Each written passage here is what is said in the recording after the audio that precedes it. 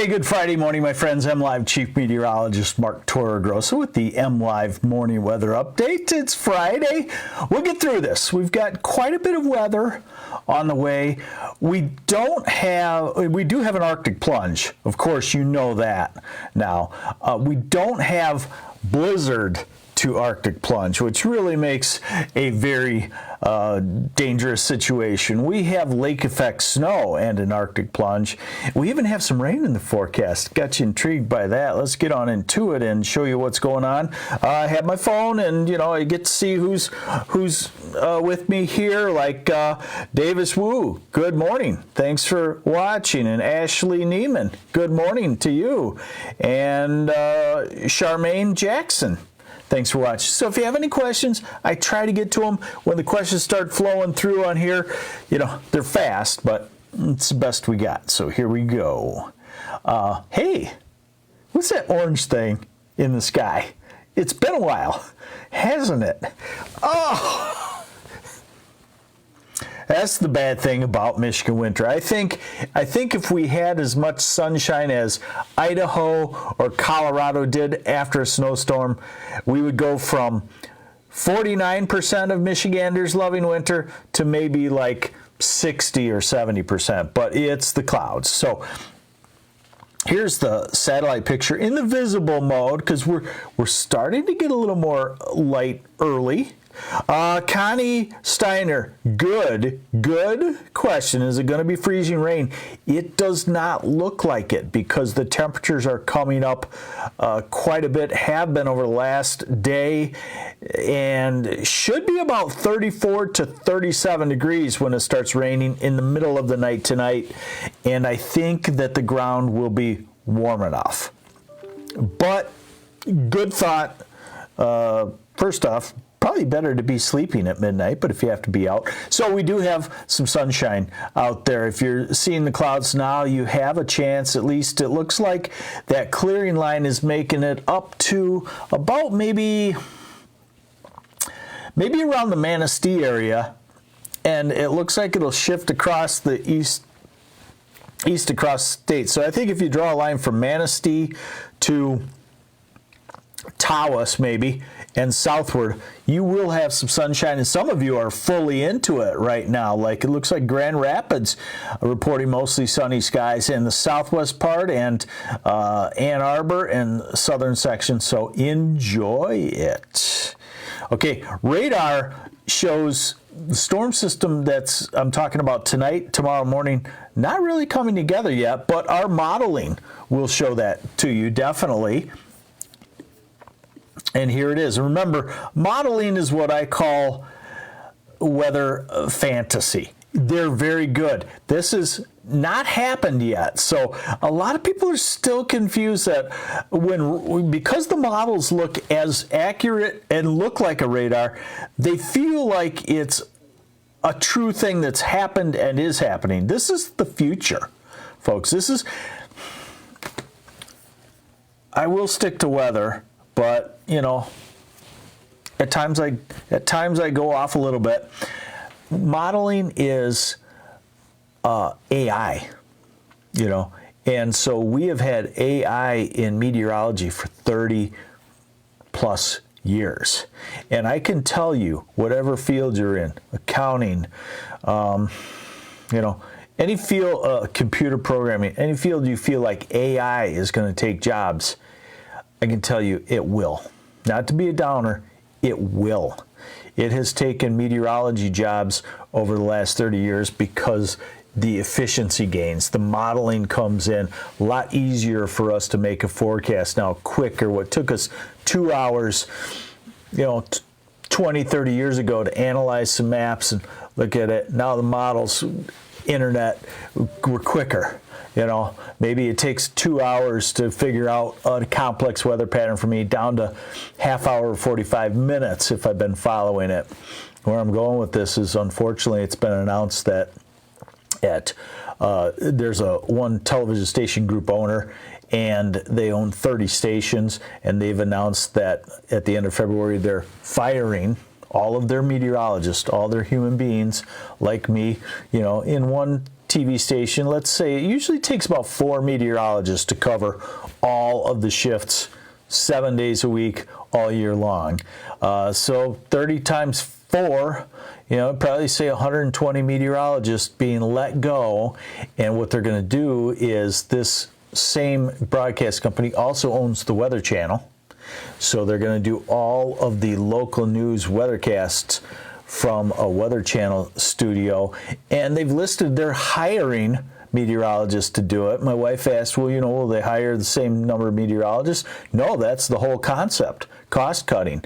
They'll probably take 120 salaries and drop it down to 10, 15. The ad says that you will do 10 to 15 local stations in your shift. So, all right, where was I going with this? Okay, so this is it. This is modeling. This is futuristic, and it's AI. So this is midnight tonight.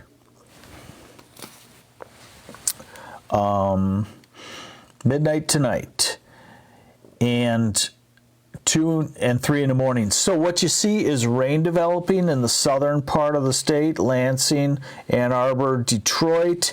The Arctic front is coming down. This can make a little bit of a cantankerous situation. Yes, Brian Birch, I've always been interested in the weather, and it is. So then we're at 5 in the morning, 6, 7 in the morning. What do you wake up tomorrow morning? 7, 8 in the morning. You wake up to snow. I would call it light, steady. Scott Hayes, where were you going with this? I was just going with this that we use AI all the time. Everything in the last 2 years has been AI, brand new AI. It's going to take jobs. We've been AI in meteorology for 30 years, and it does improve productivity. It does improve lifestyle because you don't have to work quite as hard. It does take jobs. That's where I'm going with this. And really where I was going with this was that people need to realize that this is, I'm showing you Saturday morning's radar forecast. It's a model that estimates it. It looks so realistic that people just take it verbatim, and it does work out very verbatim. So this is 10 a.m. So what you got is from the Thumb to Flint to Jackson, you've got several hours of snow, 5 a.m. to noon. This is 1 o'clock. It's a little slower now, and this is the newest run. This is 2 o'clock, so it may hang on in the Detroit and Ann Arbor into the first couple of hours of the afternoon. This is 3 o'clock, and I would say that you could expect 2 or 3 inches of snow. I'll show you the new output on that. That moves on. Tomorrow is mostly a dry day except for some areas of lake effect right up along the shoreline. The Arctic front is through, and our temperatures are continuing to slowly fall through Saturday into Sunday, and then it turns into a pure lake effect event that looks, even though it's Arctic air and you figure that the lake effect would just maul the entire state, it looks fairly limited in geographic coverage because the Arctic air is bone dry. I wanted to show you this. These are the temperatures in Celsius about 5,000 feet up. Again, modeling of what's going on in the future. So someone asked, is this going to be freezing rain? Well, how can it be rain? We've been so cold. Well, if we look aloft by this evening, we're going to be 3-4 degrees Celsius at 5,000 feet. So we're going to be up around 40 degrees at 5,000 feet. That will be a raindrop falling. And then just the question is, does the surface temperature get warm enough to turn it into rain, or does the surface temperature hold on to cold? Let me just grab something here for you, the temperature off of that same model that I'm using. And someone also asks, where does the human being come in? We are still, hopefully you believe we are still necessary. We still give you the big picture of what it looks like rather than a model. And what model? There are 10 models. So if you have a phone app, what model do they use? Are they using the GFS garbage? Are they using this situation, the high resolution rapid refresh or the North American model? High resolution rapid refresh is my go-to model. I'm not showing it to you this time because it looks like it's off some. The NAM, North American model, is better. So I still think there is a big role for the meteorologist, but guess what AI is trying to do? Work into meteorology. Which model is best? And then we step down the need for a human being once again. And, you know, it is what it is. It's a science that has numbers that are easy to interpret. And David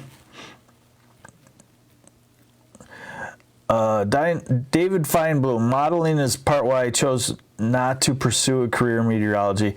And I have to agree with you. All right, so this model is colder. The model I like is colder. This is 2 in the morning. So we will have to watch for the chance of freezing rain, but it doesn't look likely. Okay, so here's the snowfall off of this model.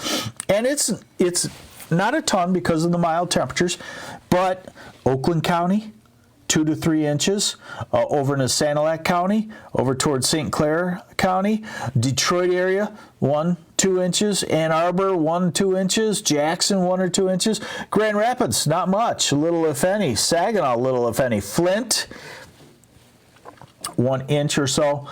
By the way, Flint and ABC 12 are owned by this company, and I have a lot of friends that work there, and I know all the meteorologists, and we're a close-knit bunch, and we're friends. So they knew it was coming. They were forewarned somewhat, and so a few of them have already made career changes. So a little glancing blow, Arctic front through. By Monday, we're into pure lake effect, heavy but limited in coverage because of the Arctic air. But some places will get heavy amounts because it lasts Monday into Tuesday. And then we go back to a southwest wind on Wednesday, a strong one. And because we're so cold, we can get a pretty vigorous southwest lake effect snow event. That happens from Muskegon. Yes, Muskegon. You might get in on the heaviest lake effect snow up to about Leelanau County and even the Petoskey area. That's what I think a meteorologist based out of Atlanta will not be able to tell you unless they hire one of the meteorologists from Michigan. And if they're smart, they probably will do that. Thursday. So you don't see really just yet any of these widespread snowstorms. You know, and this model has always tried to indicate that as we get out into the future, 9-10 days. It will happen at some point. With this kind of weather pattern. Here's the snowfall on the lake effect, and I wouldn't take it really so much as the numbers as in the location. So you're probably looking at 6 to 12 inches all along the shoreline from Petoskey all the way down into maybe Benton Harbor. And that will drift east, and it can make it to Jackson and to Ann Arbor in the form of 2 to 4 inches over the course of a couple of days. Vern Fondren, any large amounts of snow in the Big Rapids area on Monday? No. This flow, northwest flow, keeps the biggest amount out of Big Rapids, inch or two. Cheryl Ann, is it going to be sunny? Just today, probably. Yeah, pretty colors, Patrice Lacavoni. All right, so absence of a snowstorm. Here is the temperature forecast. Today, you know, we get to, I like the NAM on temperatures. I think we call it 34. Maybe a little bit better with sunshine, but we do have snow on the ground. And then tomorrow it's deceiving because that's a midnight temperature in the 30s and 20s, falling to the teens by afternoon. Sunday, that's kind of a deceiving high temperature also. People are seeing, hey, Derek Waters, good morning to you. So Sunday's probably in the teens, falling to the single digits. Monday, a high of single digits to near zero. Tuesday, we may have some places like Jackson, Coldwater, Kalamazoo, southern part of the state where the cold air can go around the south end of Lake Michigan. Maybe not making it to zero.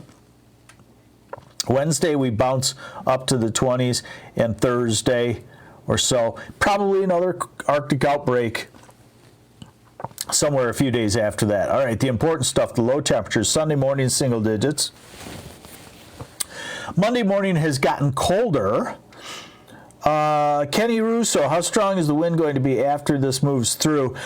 Fortunately, not rip-roaring strong, probably about 10 to 15 miles an hour, so it puts wind chills. We can get that here in a second, but it puts wind chills about 15 to 25 below zero on average. So we've been through a lot worse in the past. This would be typical of once every couple of years if we went back to, say, the 90s. Now it's probably typical of once every 5 to 7 years, something like that.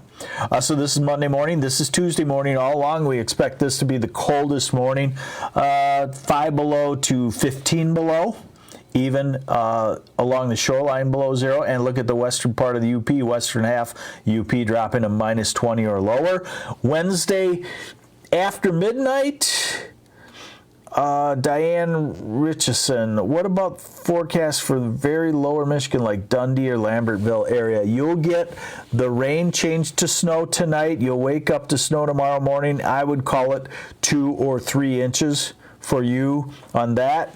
Clears out Saturday afternoon, falling temperatures, and then you're just so far away from the lakes, you're just decorative flurries in the extreme cold early next week. We go back to, by Thursday, we're back to low temperatures in the teens. All right, so that was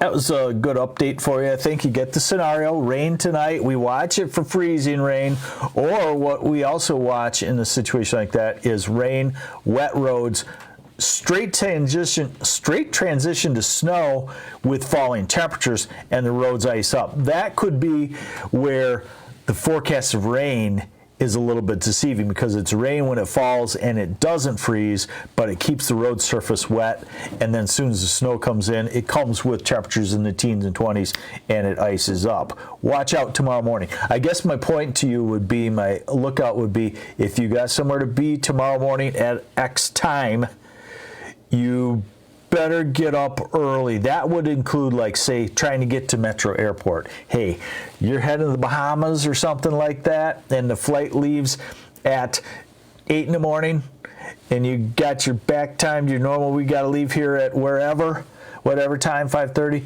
you probably better get up an hour early and just check it and see what's going on. Hey, there you go. I'm MLive Chief Meteorologist Mark Torregrossa. This is the MLive Morning Weather Update. You don't get this anywhere else, do you?